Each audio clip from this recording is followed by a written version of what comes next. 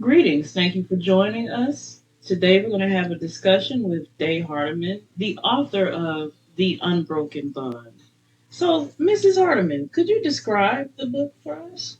Sure. First of all, thank you so much, Consuelo, for having me on today. The book is it's a romance fiction novel, and some people think because you're married that you don't get lonely, but you do get lonely sometimes. And Jackson and Jazzy come upon each other and meet without intentions. They fall in love, but the issue is they're married to someone else. And being married to someone else, they found true love with each other.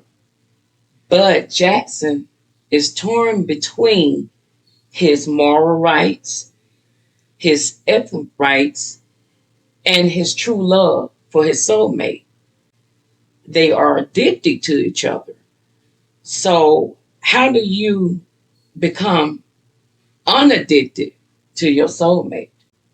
Wow, that's a powerful question. How do you Yes. become unaddicted to your soul? Is Yes. it even possible? So the book, Exactly. Is it possible? okay, so the book explores that question. It sounds juicy Yes. already. I'm very intrigued. So, what about the book cover? The book cover, actually, with the book cover, I was walking at a park one day and a storm had just came. It had just got finished storming. After it stormed, I said, I'm going to go ahead and get a walk in. And when I got out my vehicle, started walking at this lake, I noticed the sky. It was a hue of orange, tangerine. It was the most amazing scene that I've never seen the sky like that before. And I took that picture with my cell phone. And when you look at that picture, the reflection of the sky was on the lake. In the middle, you see the tree line in the middle. So as if the sky and the lake was connected. Wow. Creating an unbroken bond. Wow. That's beautiful. That's beautiful. So is that what your process is like when you write? You go out in nature. What's your process? Do you plan, plot, outline, or you just get ideas from nature? That's a good question, Consuelo. Actually, I flow with it. And what I mean by flow with it, very good. Um, what I mean by flow with it, I feel the creativity. I might be outside, I might be laying in the bed watching television, and I get a thought, and I have to instantly jump up and I jot with my cell phone or a notepad. I keep a notepad with me. I am one who still uses a notepad. So I will keep my notepad with me and I jot down ideas. And I start venturing those ideas and I play around with them. So my process is I just flow with what feels good. And if I once I do it and if it's not working for me, it's okay. I change it. It is okay. That was actually going to be my next question. Like, do you literally write with ink pens or pencils, and does that make it take longer? Like, how is it faster if you type?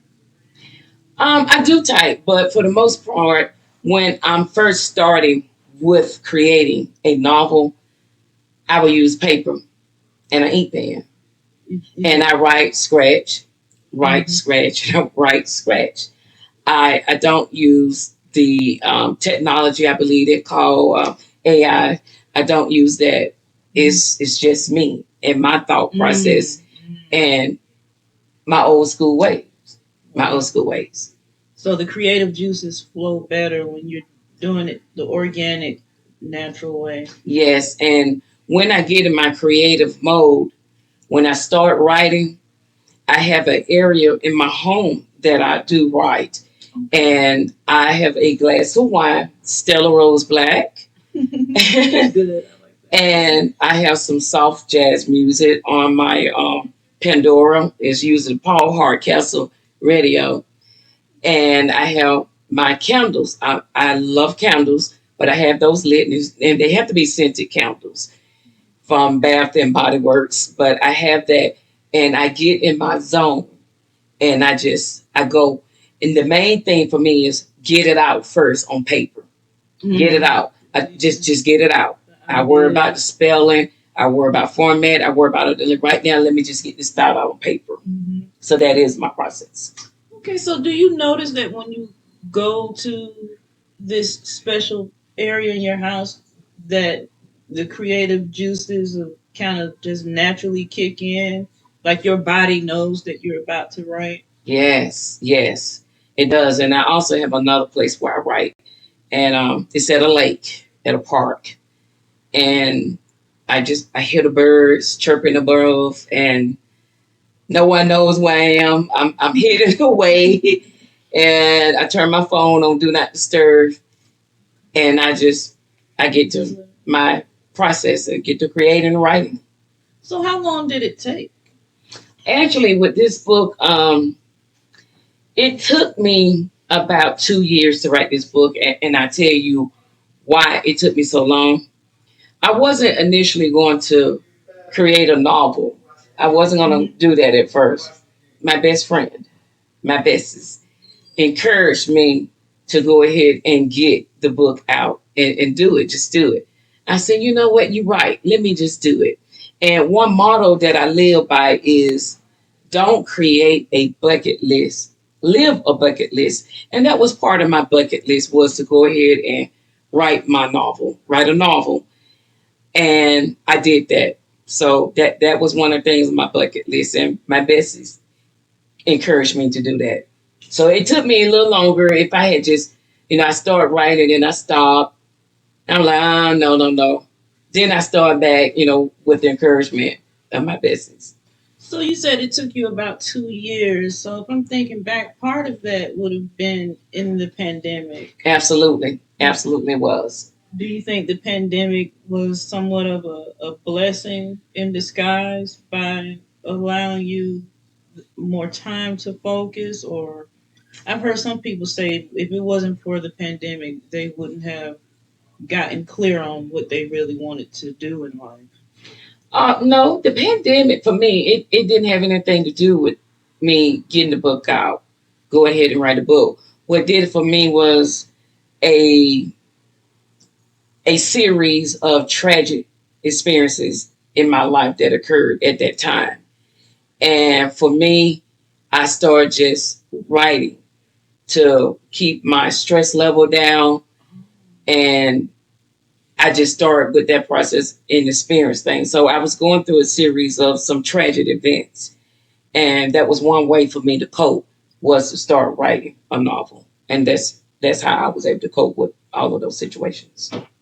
So that's very transparent too. I thank you for your transparency and your vulnerability. Absolutely. Speaking of which, like when you're writing about different characters, oftentimes hear people say they have to get inside the character's head. Yes. How do you do that with a character that, for example, writing from a male's perspective? Mm-hmm. You've never been a man before. Absolutely, no, I never have. Absolutely. So how are you writing from a man's perspective based on what you experience and witness from men, or do you interview men and ask them what their perspective is on different things? It's a combination. I write on experiences for men. I've interviewed men, and with me having three sons, and all of which are grown, I was able to take experiences from them as well too. Because when you're writing from that perspective, I'm not a man. I've never experienced the things that men experience, and I don't know what it feels like to be a man. So with me interviewing different types, and it was different types of men, because different types of men have different views on one common subject, mm-hmm. and age as well. So I did a lot of interviewing and asking various questions. Awesome. So what would you say was the most difficult part about Do you ever get writer's block, for instance? Oh goodness, no. Um, I'm a very, I'm a very talkative, expressive person. Um, I don't get a block. I've never been at a loss of words, one would say. But one difficult part for me with this is my my favorite author is Zane. I love Zane. I love how she expressed herself with different aspect of the book, but also the intimate part.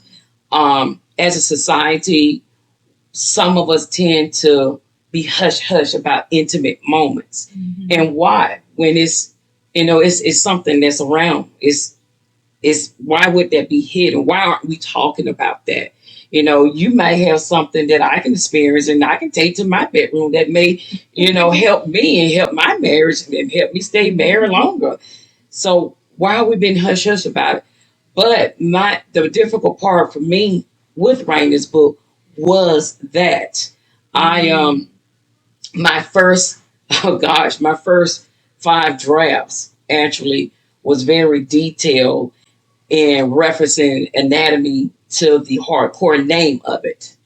And after over several drafts, I decided to soften that up, but still have that same meaning, but soften it up. But at first, I was straight core with it, what it is. It's not Johnny. This is not Becky. It is. It's the P and it's the D. That's what it is. Well, that's how we all got here. Yes, that's how we all got here, and we tend to dance around that. So that's why I would tell people my book is not for um, if you want to be holy and thou.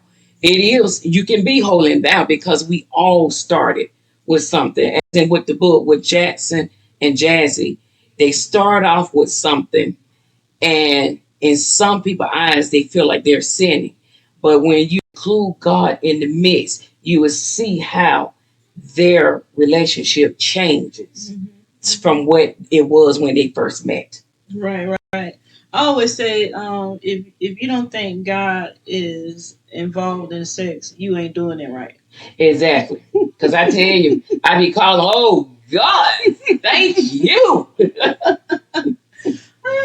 So it was like navigating the taboos of how you would phrase stuff. Were you Yes. concerned about how it would be perceived by, And say, your mother or and not so much as my mother, it was my grandmother. And my editor told me, oh goodness, when your grandmother read this, she's gonna need a cold shower. And I'm like, oh man, I'm sitting there thinking like, okay, let me try to soften this up a little bit. Grandma been around. Grandmama has 4 kids. She's not naive to that. However, I still want to be, a little softened with it. So that's what I end up having to do. And that was the most difficult part for me. Why do you say it was difficult? Do you feel like you were like cutting your like eclipsing your own creativity to have to censor yourself, or just finding a softer word to go there? But I think when you first read it, like I had a beta reader, and actually my mom, she said she couldn't get past chapter 3. Every time she started on chapter 3, she had to go take a cold shower. So it's almost as if I write soft porn, but that's what it is. That's, when you're having an affair and everything, that is what's drawing them, that electricity that they have and everything. And that's what it was. So I softened it up, but it was hard for me because I didn't want to take away the meaning. I didn't want to take away the feeling, the emotion, the connection that the two characters was having, that passion that they have. And it's not a little girl, little boy relationship. These are grown people, and that I didn't want to change that meaning. Right, so right. That was a hard part about that. Yeah.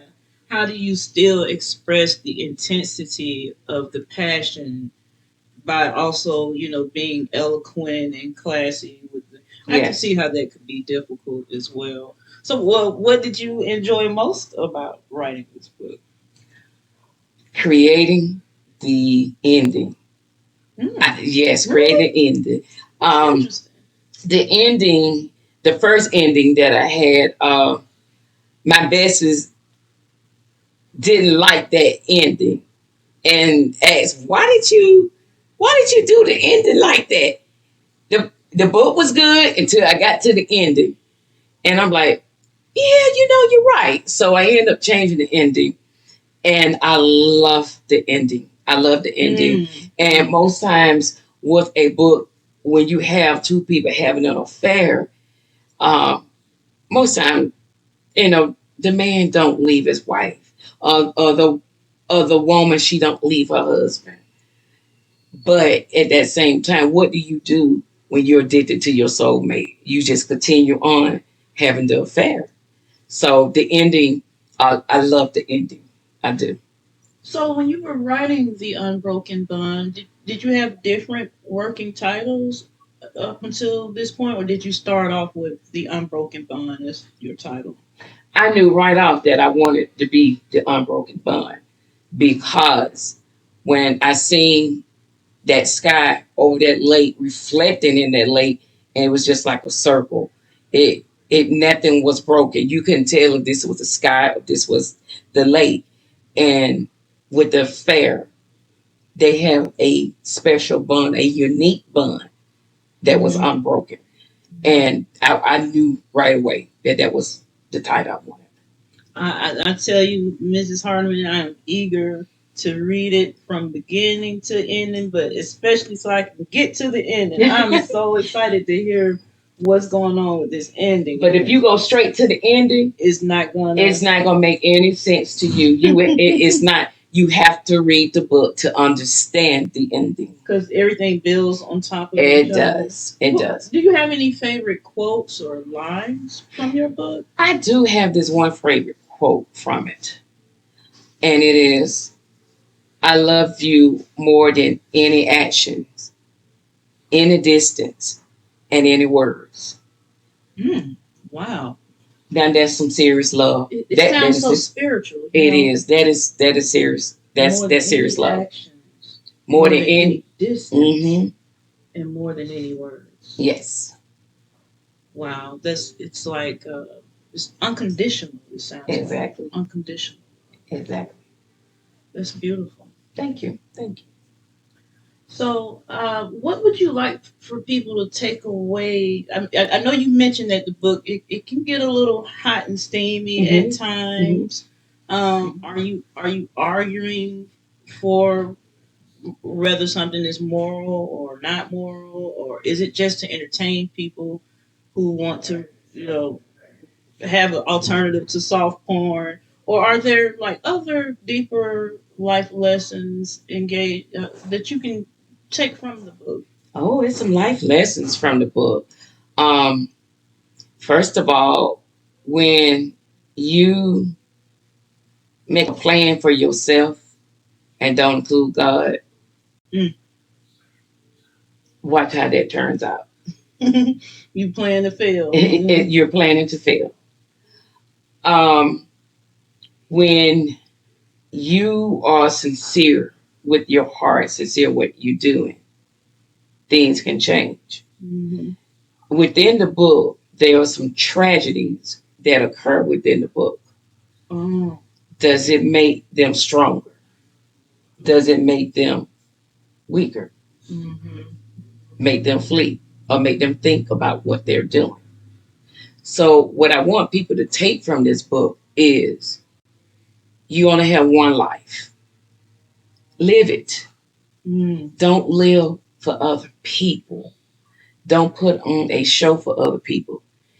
This is your life. Do what makes you happy. Do what makes you happy. Right, right.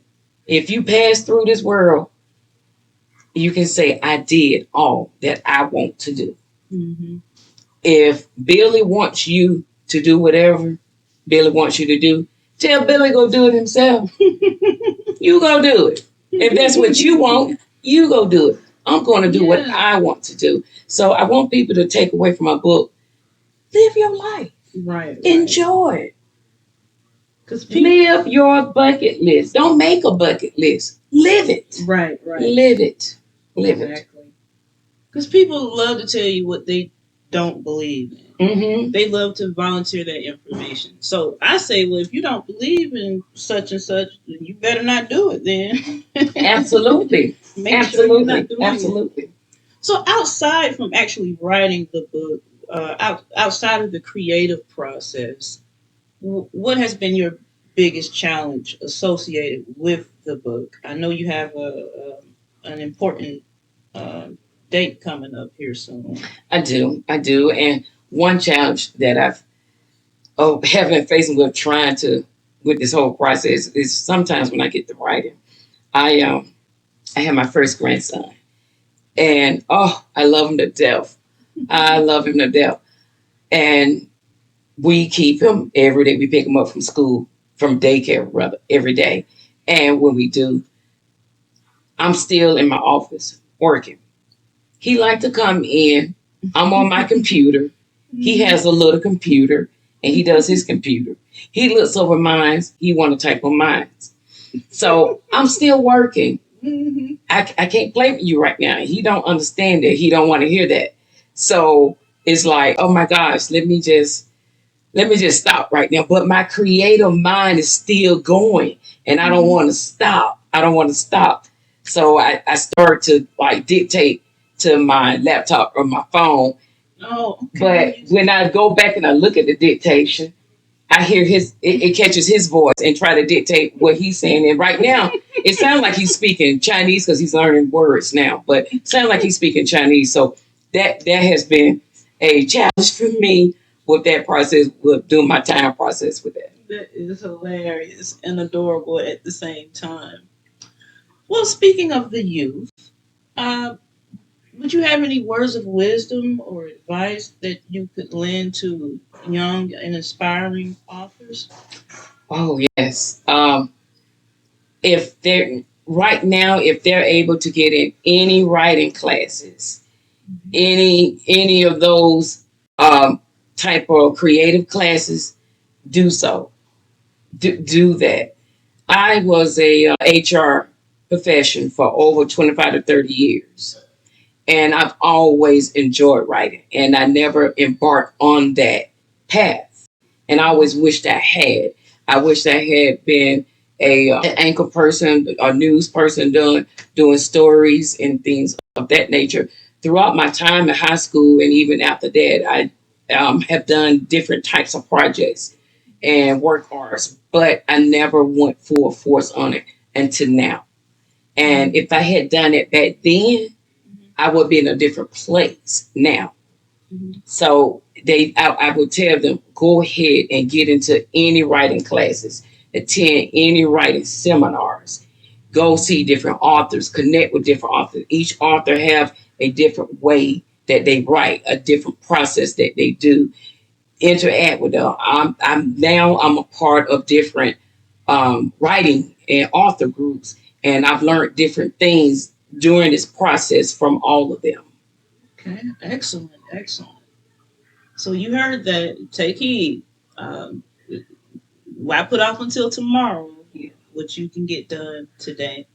So you mentioned going to the lake. You mentioned your grandson. Other than writing, is there anything else that you enjoy doing for fun? Oh goodness, yes. I am a bit adventurous. I love riding motorcycles. I do ATV. Love that. I do different DIY projects. I do those. I have different groups of friends that I go out with, have brunch with, for different things. I have different sets of friends. Some you can't intertwine. Mm-hmm. My family is amazing. I spend a lot of time with my family, and we have this thing in my family: FOE, Family, FOE, family family over over everything, everything. and that is big for us. My family is like it's that they're my best friend. They are my biggest cheerleaders, my supporters, and we get together quite often doing various things, have different outings, and that's what I do. Um, Sometimes, my husband and I have him working on different projects for me. So sometimes my project become his, and it was my project. Don't take over my project, but I work on that because he's retired, so I have him doing some things.